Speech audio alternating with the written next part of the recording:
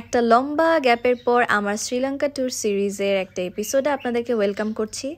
আজকের ব্লগে থাকছে গলেতে যে আমরা কি করেছিলাম অ্যান্ড ওখানকার সৌন্দর্য নিয়ে সব কিছুই আপনাদেরকে কিন্তু ডিটেলস বলবো আজকের ব্লগে। গলেতে যে কোথায় থাকবেন, কোথায় কোথায় ঘুরবেন এবং কি ধরনের খাবার আপনারা ওখানে টেস্ট করতে পারবেন সে সব কিছুই কিন্তু বিস্তারিত থাকছে আজকের ব্লগে। সো আমার এই ভিডিওটিও কিন্তু একদম স্কিপ করা যাবে না। সো ভিডিওটি শুরু করা যাক। আমার শ্রীলঙ্কা ট্যুর সিরিজের লাস্ট ব্লগ আপনারা দেখলেই বুঝতে পারবেন যে আমরা কিন্তু অলরেডি এলা থেকে গলের জন্য রওনা হয়ে গিয়েছিলাম অ্যান্ড রাস্তায় ছিল তখন প্রচণ্ড পরিমাণে রোদ আর এত পরিমাণে তাপ ছিল যে গাড়ির ভেতরে মানে যতই ব্ল্যাকআউট গ্লাস থাকুক তারপরেও অনেকটা গরম ছিল আর এসিতেও অলমোস্ট কাজ করছিল না, এরকম একটা অবস্থা। তো এই রাস্তাটা কিন্তু খুবই সুন্দর আর এখানে না মাঝে মধ্যে ময়ূর চলে আসে, তাই বিভিন্ন জায়গায় ওয়ার্নিং দেওয়া ছিল যাতে গাড়িটা অনেক আস্তে আস্তে চালানো হয়। এনিওয়েজ আপনারা কিন্তু দেখেই বুঝতে পারছেন যে আমরা অলরেডি গলের সিটির মধ্যে ঢুকে পড়েছি আর এখানে আসলে কিন্তু একটা পর্তুগিজ অথবা ডাচদের যে মানে ব্রিটিশরা যে এখানে রুল করেছিল সেটার একটা ছোঁয়া আসলে বোঝাই যায়। এখানে আসলে কিন্তু পর্তুগিজ অথবা ব্রিটিশরা যে এই দেশটাকে রুল করেছিল সেটার একটা প্রভাব বোঝাই যায়। যেমন এই স্টোন ওয়ালগুলো কিন্তু তখনকার সময়ে ডাচরা তৈরি করেছিল যাতে পর্তুগিজ অথবা ব্রিটিশদের কাছ থেকে দেশটাকে রক্ষা করতে পারে। তো গলেতে আসলেই তাদের একটা বসবাসের ছোঁয়া পাওয়া যায়। কিন্তু তাদের তৈরি বিভিন্ন টাইপের বিল্ডিংস আছে পুরনো, যেমন এই ওয়াচ টাওয়ারটা কিন্তু অনেকটা পুরনো, এটা অনেক ফেমাস এখানে। আর এই জায়গাটাতে আসলে অনেক ভালো লাগছিল। এখানে আমরা যখন আসার পরেই এই জায়গাটাতেই মেনলি আমরা এখানে দাঁড়িয়েছিলাম। তারপরে এখনও কিন্তু আমরা হোটেলের দিকে যাইনি, সো ভাবলাম যে এখান থেকে একবারে ঘুরে তারপরে মেইন সিটির দিকে যাব। তো এখানে আসতে ইন্ডিয়ান ওশানটা এতটা সুন্দর লাগছিল আর এই যে হোয়াইট কালার বিল্ডিংস, তারপরে হচ্ছে অ্যালেগুলা দেখলেই কিন্তু বোঝা যাচ্ছিল যে এটা একটা ইউরোপিয়ান কান্ট্রিতে আমি চলে এসেছি। তো যাই হোক, এখানে না অনেক হচ্ছে এই যে তারা মাঝখানে এই যে গর্তের মতন করে এখান দিয়ে কিন্তু তারা কামান অথবা ক্যানন যেটাই বলেন না কেন সেটা বিভিন্ন জায়গায় রাখা আছে। আর এই এরিয়াতে আসলে একটা মানে হিস্টোরিক্যাল প্লেস একদম ফুটে ওঠে যে এই জায়গাটাতে আসলেই যে তারা বিরাজ করতো, মানে এখানে যে তারা শাসন করেছে বা এখানে যে প্রোটেক্টটা নেওয়া হয়েছিল সে সব কিছুই কিন্তু এখনো পর্যন্ত ভিজিবল। সো এই জায়গাটাতে আসলে আসলেই মনে হয় যে একদম চোখের সামনে সব কিছু যে হিস্ট্রিটাই আমি পুরো দেখতে পাচ্ছি। যেমন এই যে ওয়ালগুলো সেগুলোও কিন্তু এখানে তারা এই জায়গাটাকে প্রোটেক্ট করার জন্যই বিল্ড আপ করা হয়েছে। তো এখানে যে লোকটাকে দেখতে পাচ্ছেন সে কিন্তু এই যে লং জাম্পের জন্য অনেকটা ফেমাস, যে সে এখান থেকে উপর থেকে নিচ পর্যন্ত জাম্প দেয়, সেটার জন্য তাকে আবার পে করতে হয়। তো যাই হোক, এই জিনিসটা আমি আগেও এখানে দেখেছিলাম মানে বিভিন্ন ভিডিওতে।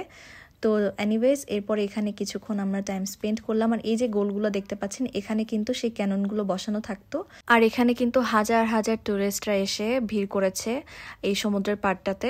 আসলে অসম্ভব সুন্দর লাগছিল জায়গাটার, মানে জায়গাটাতে যে একটা শান্তি শান্তি ভাব কাজ করছিল।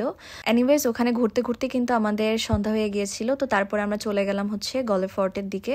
মানে আমরা সিটিতে যাওয়ার আগ পর্যন্ত যা যা পরে ততটুকু আমরা দেখে যাচ্ছিলাম, যেহেতু আমরা সব জায়গায় একদিন করে স্টে করছি। এখানেও সেম থিং। তো এখানে সুন্দর করে একটা গলে লেখা ছিল। আর এই যে অপোজিটে আপনারা দেখতে পাচ্ছেন কিন্তু গলে ফোর্ট। এখন আমরা খুবই সাবধানে রাস্তাটা পার হয়ে চলে যাব। আর স্টিল কিন্তু আমরা কোনো হোটেলের ব্যবস্থাও করিনি, প্লাস জানি না যে কোন এলাকায় থাকবো বা কোন হোটেলে থাকবো। সো দেখা যাক কি হয়। আগে আমরা এখান থেকে ঘোরাঘুরি শেষ করে তারপরে আমরা হোটেলের দিকে যাব। তো এখানে ঢুকতেই কিন্তু খুবই অন্ধকার জায়গাটা খুবই ভুতুড়ে লাগছিল। তো এখানে এই জায়গাটা আসলে গলেটা মেইনলি একটা হিস্টোরিক্যাল টুরিস্ট স্পট। এখানে আসলে বলার মতন কিছুই নেই, আমি আপনাদেরকে ভিডিওটি দেখিয়ে দিচ্ছি আর আপনারা এই জায়গাটি দেখে ভালো মতন বুঝে যেতে পারবেন যে আসলে জায়গাটা কি নিয়ে। এটা আসলে একটা মিউজিয়ামের মতন, যে এখানে যারা সেই সময় এই জায়গাটা ছিল বা যারা এই যুদ্ধতে হেল্প করেছে অথবা যারা যুদ্ধের সাথে জড়িত ছিল তাদের স্ট্যাচুগুলোই মেনলি এখানে ছিল। যেমন এই গ্যালারিটাকে মুন গ্যালারি বলা হয়। আর এটাকে কেন মুন গ্যালারি বলা হয় সেটা একদম সামনেই লেখা ছিল। এখানে এখানে এই যে তারা কিভাবে যুদ্ধ করেছিল এবং যুদ্ধের সময় কি কি তাদের গান, তারপরে তারা কি টাইপের প্রিপারেশন নিয়েছিল, কি কি অস্ত্র তারা ইউজ করেছিল, সে সব কিছুই কিন্তু এখানে স্ট্যাচুর মতন করে দেয়া ছিল। আর যেহেতু রাত হয়ে গিয়েছিল এই জায়গাটাতে মানুষজন কম থাকার কারণে খুবই ভয় লাগছিল, কেন জানি আমি জানি না, ঘোরাঘুরি করতে। যেমন এগুলাকে দেখে পুরোই সেলের মতন মনে হচ্ছিল যে এখানে হয়তো মানুষজনকে বন্দি করে রাখতো।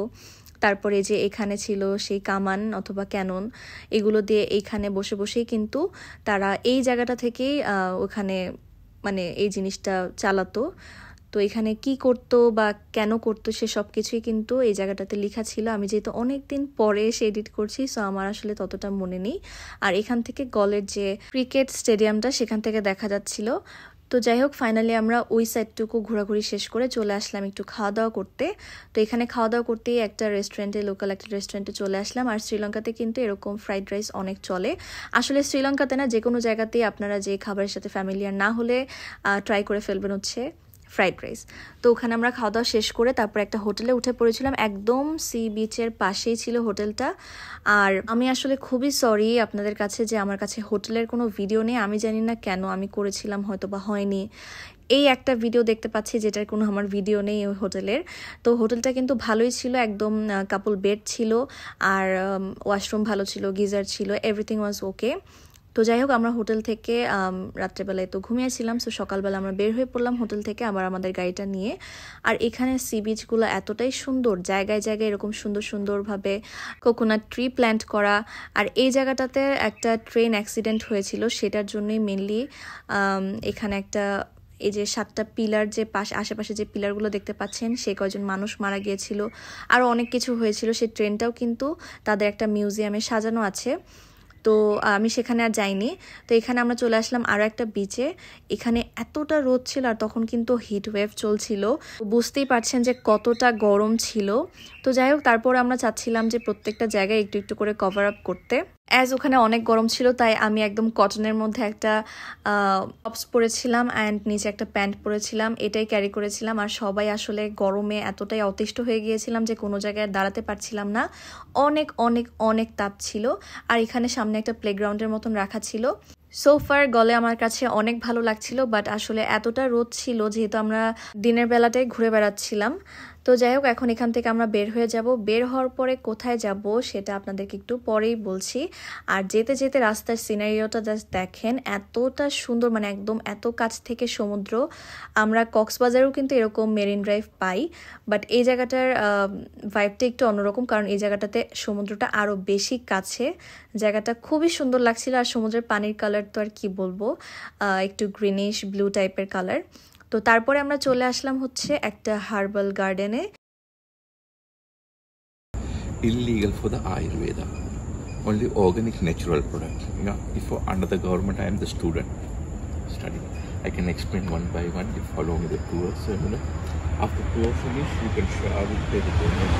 মানে আসলে এই আয়ুর্বেদিক এমন কোনো প্রোডাক্ট নেই যেটা আসলে নেই। আপনার যে কোনো রকমের ব্যথার জন্য, দাঁতের ব্যথা, তারপরে হচ্ছে মাথা ব্যথা, পায়ের ব্যথা, বা যে কোনো আপনার হচ্ছে কোলেস্ট্রল থাকলে কি টাইপের ওষুধ খেতে হবে, সব ধরনের জিনিসপত্র কিন্তু এখানে আছে। ব্লাড প্রেশারের জন্য ইচ অ্যান্ড এভরিথিং এখানে ছিল, প্লাস বিউটি ক্রিম পর্যন্ত আছে, হেয়ার রিমুভাল ক্রিমও কিন্তু আছে আয়ুর্বেদিক। তো তারা কিন্তু একটা মাসাজও দিয়েছিল বাবাকে, এসকে আর আম্মুকে, যে অয়েলটা নিতে চাই। আর এখানকার প্রোডাক্টগুলো কিন্তু বেশ এক্সপেন্সিভ। সো আমরা আগে ট্রাই করে যে কীরকম কাজ হয়, যেহেতু অয়েল ম্যাসাজটাই বেশি, ম্যাসাজের জন্য যে অয়েলটা সেটাই বেশি এক্সপেন্সিভ ছিল। তো তারা কিন্তু ওটা একটা সার্ভিস আমাদেরকে দিয়ে দিয়েছিল, বাট তারা বলেনি যে এটার জন্য তাদেরকে পে করতে হবে। সো আমাদেরকে কিন্তু পরে সেটার জন্য একটা পেও করতে হয়েছিল। সো এটা আমার কাছে একটা স্ক্যামের মতন মনে হয়েছিল। এখানে কিন্তু আমরা বাংলা টাকার 30 থেকে 35,000 টাকার মতন প্রোডাক্ট কিনেছিলাম। যাই হোক, আমরা কিন্তু অলরেডি চেক আউট করি একদম ঘোরাঘুরি করে, তারপরে চলে যাব হচ্ছে আবার কলম্বোর জন্য।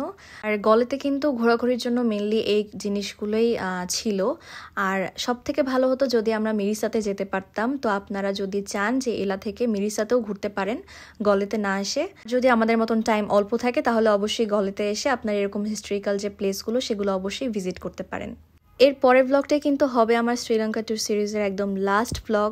সেই ব্লগে আপনাদেরকে আমি কলম্বো সিটিতে কোথায় কোথায় ঘুরেছিলাম, কি কি খাওয়া দাওয়া করেছিলাম, অ্যান্ড লাস্ট দিনটা আমরা কীরকমভাবে স্পেন্ড করেছিলাম সে সব কিছুই কিন্তু একদম বিস্তারিত বলবো। এছাড়াও শ্রীলঙ্কার সব থেকে উঁচু এবং আইকনিক বিল্ডিং লোটাস টাওয়ারের উঠার যে এক্সপিরিয়েন্স অ্যান্ড এক্সপেন্স দুটো নিয়েই কিন্তু কথা বলবো। সো আর যাই করেন লাস্ট ভিডিওটা কিন্তু একদমই স্কিপ করবেন না। সো সবাইকে আল্লাহ হাফেজ।